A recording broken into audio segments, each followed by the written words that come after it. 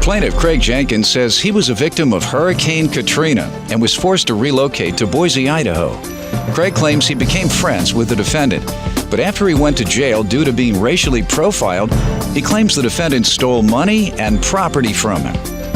Defendants Doug and Linda Sams admit that they felt sorry for Craig because Doug believes that the police are hard on minorities in Boise, and that's why Doug offered to help him after he went to jail. However, Doug denies stealing anything from Craig and therefore refuses to pay him. Tell me what happened.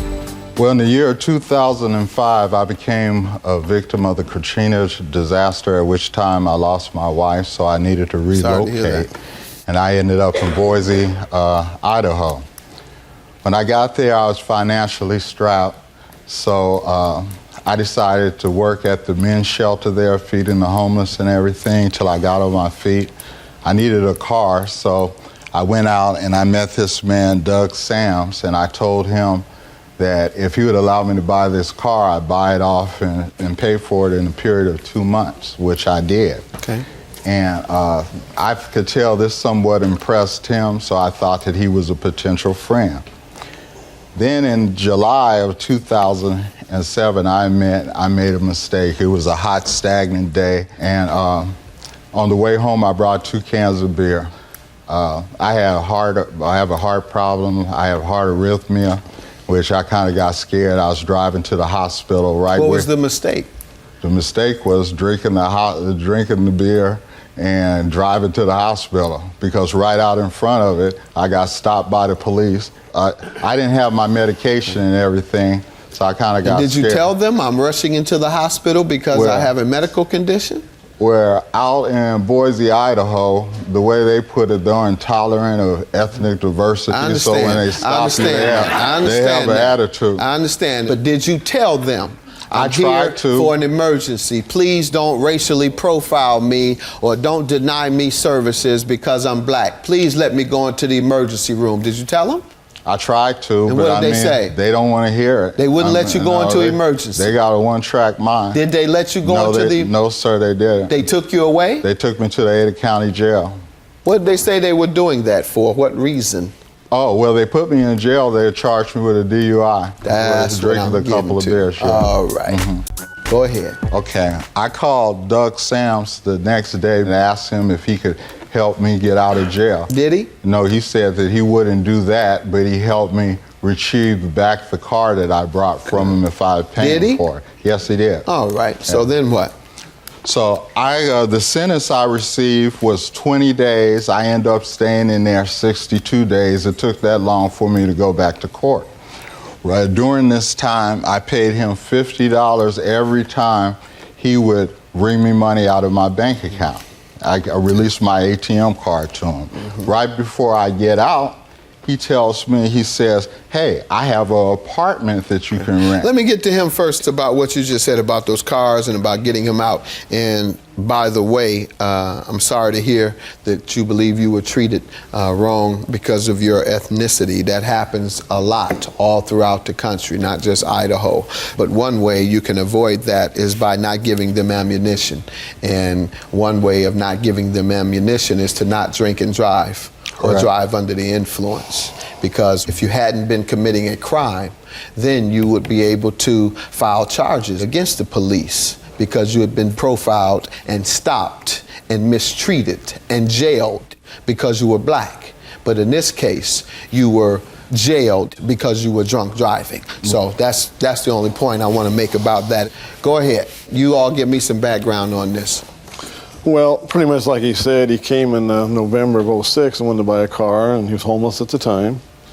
And actually, he gave me the minority thing, which I hear a lot in Boise, because there aren't a lot of... What do you mean, the minority thing? What does that mean? Of sympathy for him, because he was a minority. And I kind of agree with him that they're very hard on minorities there. They are. Okay. And I felt for him in that. And then in April, he called and you know, I didn't know him that well. I'd only run him maybe 3 times or something in the car, 4 times. What did he call this time about? He called and said, will you bail me out? I got a DUI. I'm like, you know. And I'm black, so feel sorry for He didn't leave that out this time, did he? I don't know, but By the way, I'm talking all this racial stuff because you all brought it up, but I do appreciate you making the observation that it happens a lot. Go ahead. so he said, well, we at least go get that car from the impoundment so we don't lose the car. I did. It was $300 and some dollars. At that time, I believe he can confirm this. I think he had me come get his personal stuff too at the jail.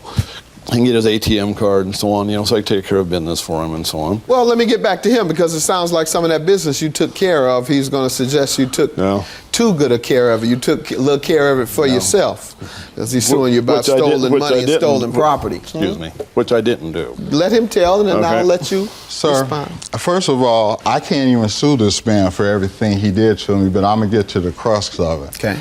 Right before this incident, there was a leak in the neighbor's bathroom.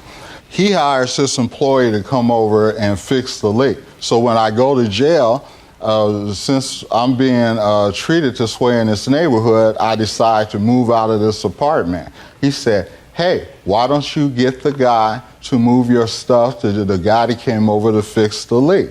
I told him at first, I said, well, why don't you check the prices and everything? And you're in jail at this point. Yes. Well, the next time I called, he already had this guy in there doing the work, so I felt obligated. He promised me that he was going to be watchful. Tell me about how your things were stolen. Well, my property was gone. Okay. What items? I have a list. Let me have your list, please. Sir?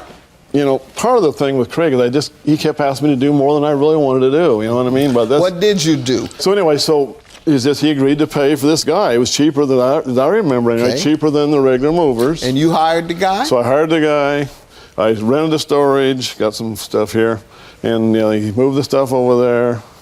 And I put a new lock on. Did everything Craig said. He called me almost every day. So what do you think happened to his things, if anything, in storage? I guess the guy that moved it. That's the only one that could have, because I know I didn't do it. You weren't with him?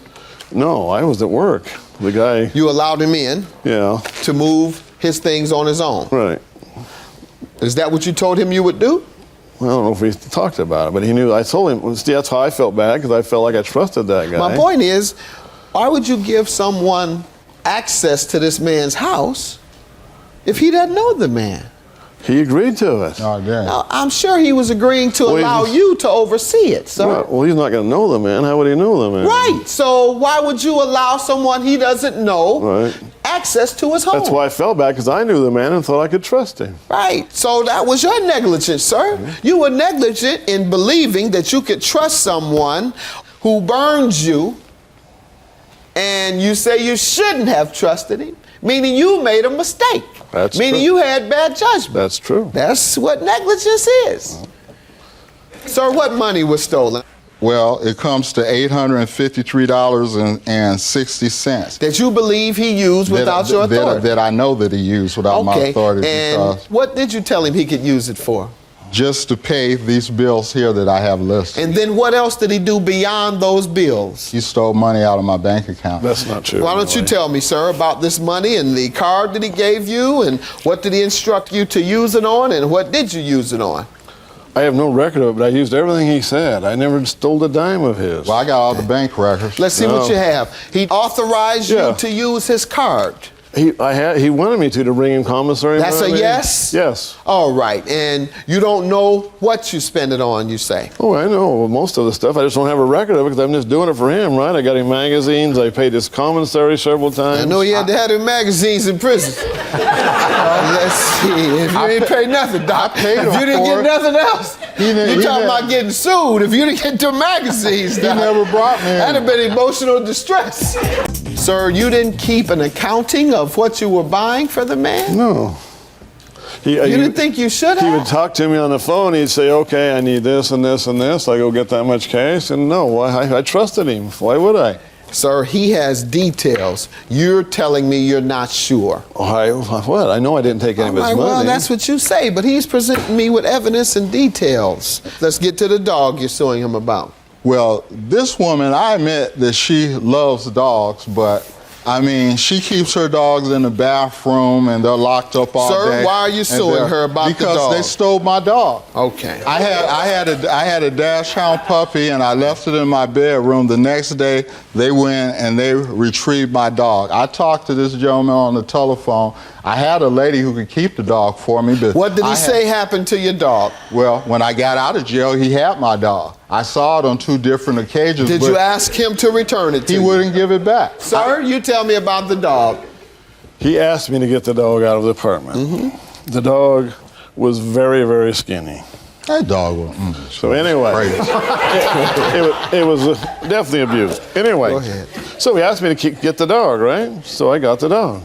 And when he first went in, he says, you do whatever. He thought he was going to be in there a long time after his, second or third DUI. And he says, you do what you want with the dog, Doug. Give it away, do whatever you want with it. So at that point, I gave it away. I mean, When did he tell you to give it away or do what you wanted? when he first went in with it. How long were you in? I was in there a period of 124 days. 124 days. Yeah. What did you discuss regarding your dog with him during those 124 days? Okay, first of all, No, sir. What did you discuss? Did you discuss take money so you can feed him? Did he say your dog's doing fine? Your dog's asking about you? What? What was discussed about the dog? I told him that I wanted to get one of my friends to keep the dog. Did he respond saying, I will let your friend use the dog? Or No, keep he the told dog? me that he would keep the dog because they had 2 of the same type of dogs that I used to watch for them. All right. Then when you got out and you asked, where's my dog? He said what again? He said I couldn't have it back. He told me that I Did he had give to. you a reason? He told me he wanted me to pay him to get it back, but I was already. Did you ever tell him that? Yes. Okay, but that's not what you told me a minute ago. You said I simply gave the dog away. That's why I said if it went on. He did say that at first because he wanted to charge us $260 a week to keep our dog. That's why. So you said I'm keeping your dog because you wanted to charge me to keep mine. I was going to charge him for keeping Good the dog. enough, sir. You made several mistakes here. One, you allowed someone to go into his home without you being there when he had entrusted you with the key and the care and the moving of his items. You were negligent by not being there. With regard to the dog, I'm going to have you pay for it, sir. You said you gave it away, and now I'm hearing you ask for money. And ultimately, obviously, as you say, you gave it Sir, away. Can I Be please quiet. say something? You didn't dupe this man and help you and arrange to have your things moved while you're in jail. He do all this for you, and the best thing you're gonna do for him is to sue him over a dog at that. Have a good day.